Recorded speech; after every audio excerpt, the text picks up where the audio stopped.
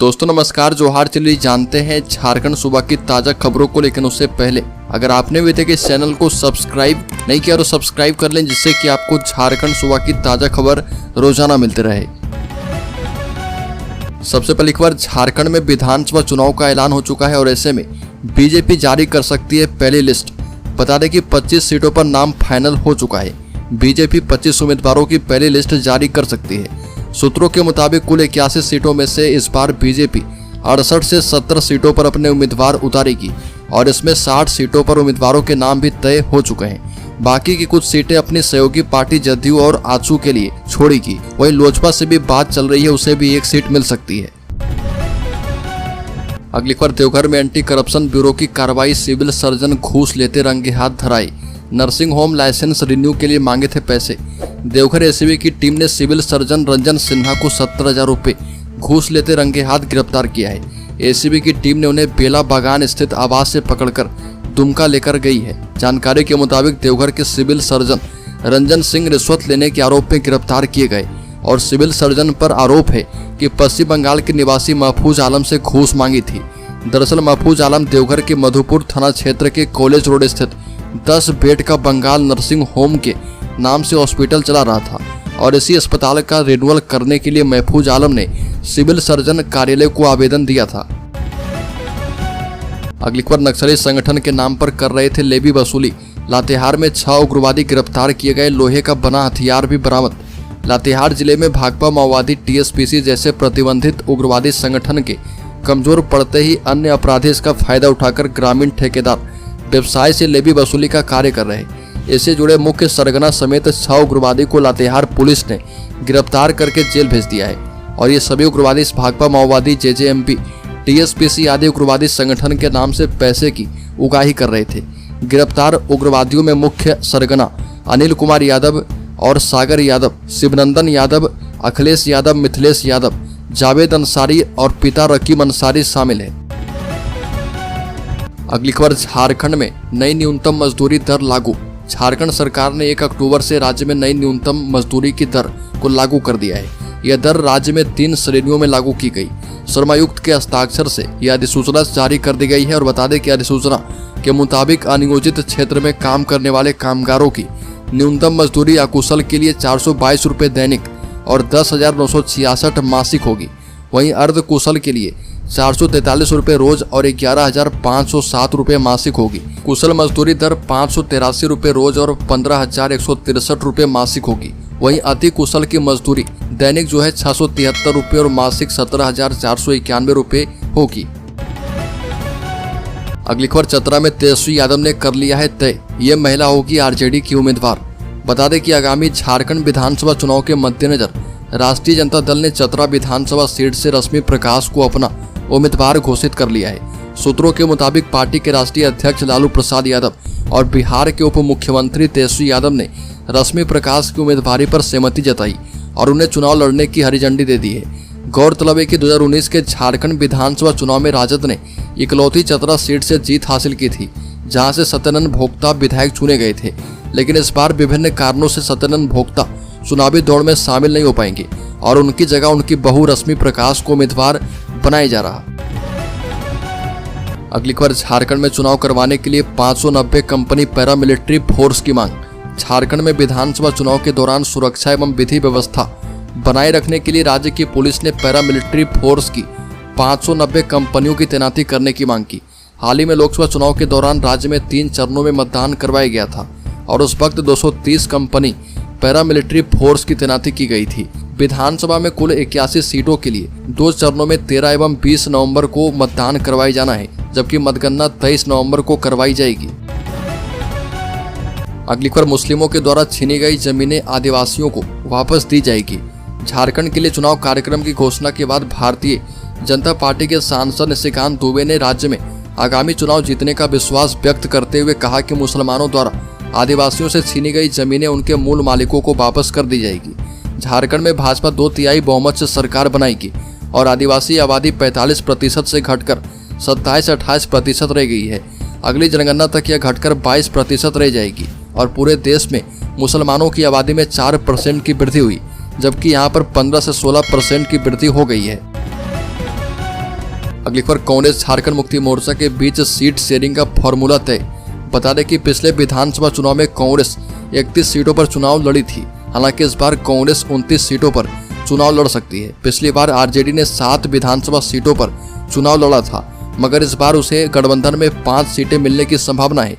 हरियाणा चुनाव में अंदरूनी कला का नतीजा देखने के बाद कांग्रेस झारखंड और महाराष्ट्र में ऐसे किसी भी जोखिम से बचने की कोशिश कर रही है। इसी का नतीजा है कि कांग्रेस ने अपने नेताओं को आपसी कला से बचने और एकजुट होकर चुनाव में उतरने की नसीहत दी है।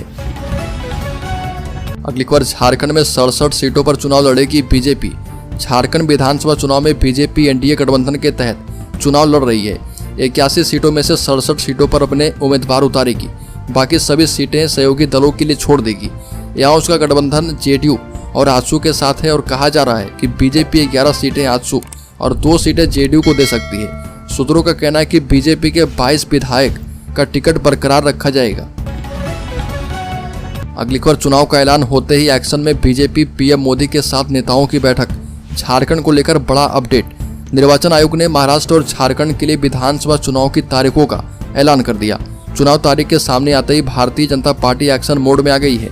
भारतीय जनता पार्टी के मुख्यालय पर पार्टी की बड़ी बैठक बुलाई गई, जिसमें पीएम मोदी खुद शामिल हुए। माना जा रहा है कि इस बैठक में झारखंड विधानसभा चुनाव उम्मीदवारों के नाम पर मुहर लगाई जा सकती है। नई दिल्ली स्थित भारतीय जनता पार्टी के मुख्यालय पर हो रही बैठक में झारखंड को लेकर बड़ा अपडेट सामने आ चुका है। अगली खबर, विधानसभा चुनाव की घोषणा होते ही रांची में लगी निषेधाज्ञा। बता दें कि भारत निर्वाचन आयोग ने झारखंड में विधानसभा चुनाव की घोषणा कर दी है। इसी के साथ आदर्श आचार संहिता प्रभावी हो गई है। निष्पक्ष चुनाव करवाने के लिए सदर अनुमंडल पदाधिकारी उत्कर्ष कुमार ने चुनाव प्रक्रिया की समाप्ति तक भारतीय नागरिक सुरक्षा संहिता बीएनएस की धारा 163 में प्रदत्त शक्तियों का प्रयोग करते हुए रांची सदर अनुमंडल के सभी विधानसभा क्षेत्रों में निषेधाज्ञा जारी कर दी है। साथ ही कई आदेश भी जारी किए गए हैं। यह आदेश 15 अक्टूबर की दोपहर 3:30 बजे से 23 नवंबर की रात 11 बजे तक लागू रहेगा। अगली खबर, एनजीटी ने झारखंड में बालू खनन पर लगी रोक हटाई। 49 घाटों से होगा खनन। नेशनल ग्रीन ट्रिब्यूनल एनजीटी की ओर से झारखंड में बालू खनन पर लगी रोक 16 अक्टूबर से हटा ली जाएगी। इसके साथ ही रांची में 3 घाट चालू होने से लेकर पूरे प्रदेश में 49 घाटों से बालू खनन की जा पाएगी। 2-3 दिनों में तमाम कागजी कार्रवाई पूरी करके विभाग इसके लिए आदेश भी जारी कर देगा। इतने बड़े पैमाने पर घाटों के चालू होने का लाभ झारखंड के लोगों को मिलेगा और उम्मीद की जा रही है कि राज्य में बालू सस्ता होगा। सूत्रों के मुताबिक बालू की कीमतें कम होने लगी है। अगली खबर, रांची हटिया कांके माडर एवं तमाड़ में 13 और सिल्ली खिजरी में 20 नवंबर को वोटिंग होगी। झारखंड विधानसभा चुनाव 2 चरणों में किया जाएगा। रांची जिला के 7 विधानसभा में भी 2 चरणों में मतदान होगा। रांची हटिया कांके मांडर और तमाड़ विधानसभा क्षेत्र में 13 नवंबर और सिल्ली एवं खिजरी विधानसभा में 20 नवंबर को वोटिंग होगी। पहले चरण के लिए 18 अक्टूबर को अधिसूचना जारी की जाएगी और 25 अक्टूबर तक नामांकन होगा। 28 अक्टूबर को स्क्रूटनी होगी और 30 अक्टूबर को नाम वापस लिए जा सकते हैं। अगली खबर, मानकों में सैकड़ों महिलाओं ने मैया सम्मान योजना का लाभ नहीं मिलने की डालसा से की शिकायत। जमशेदपुर में जिला विधिक सेवा प्राधिकार न्याय सदन सिविल कोर्ट के निर्देशन में मोबाइल वैन द्वारा डिमना चौक एवं आसपास के क्षेत्रों में कानूनी जागरूकता अभियान चलाया गया। इस दौरान डालसा टीम में पीएलबी के रूप में नागेंद्र कुमार, जोबा रानी बास्के, सदानंद महतो एवं प्रकाश मिश्रा शामिल थे। जागरूकता अभियान मानगो गोलचक्कर, डिमना रोड, डिमना चौक, मानगो अंचल कार्यालय के समीप मौजूद आवश्यकतामंद लोगों के बीच कानूनी जागरूकता अभियान चलाया गया और इस दौरान उन्हें पीएलबी द्वारा डालसा के कार्य एवं उद्देश्य के बारे में बताया गया। अगली खबर, धनबाद में नक्सल प्रभावित एवं बनरेवल बूथों पर केंद्रीय पुलिस बल रहेगा तैनात। वरीय पुलिस अधीक्षक हरदीप जी जनार्दनन ने कहा कि लोकसभा चुनाव की तरह ही विधानसभा चुनाव को शांतिपूर्ण एवं निष्पक्ष तरीके से संपन्न करवाया जाएगा। नक्सल प्रभावित एवं बनरेवल बूथों पर केंद्रीय पुलिस बल की तैनाती की जाएगी और मतदान से पहले पूरे जिले में सघन छापेमारी अभियान चलेगा। एसएसपी ने यहाँ पत्रकारों से बातचीत करते हुए कहा कि सिंदरी एवं टुंडी विधानसभा क्षेत्र में विशेष निगरानी रखी जाएगी। इन दोनों विधानसभा क्षेत्र के 41 मतदान केंद्र नक्सल एरिया में है, जबकि पूरे जिला में बनरेवल बूथों की संख्या 37 एवं क्रिटिकल बूथ की संख्या 632 है। अगली खबर, जमशेदपुर पुलिस को मिली बड़ी सफलता। युवक की हत्या एवं एक अन्य युवक की पिटाई मामले में 8 अपराधी गिरफ्तार किए गए। बता दें कि जमशेदपुर से बड़ी खबर है, जहां पर विगत 13 अक्टूबर की रात बिष्टुपुर थाना क्षेत्र में बाइकर्स गैंग द्वारा कदमा के युवक देवराज पिल्लई की चाकू मारकर हत्या के बाद एक अन्य युवक को मारपीट कर घायल करने का मामला प्रकाश में आने के बाद एसएसपी के निर्देश पर पुलिस ने घटना में संलिप्त कुल 8 अपराधी को पकड़ा है।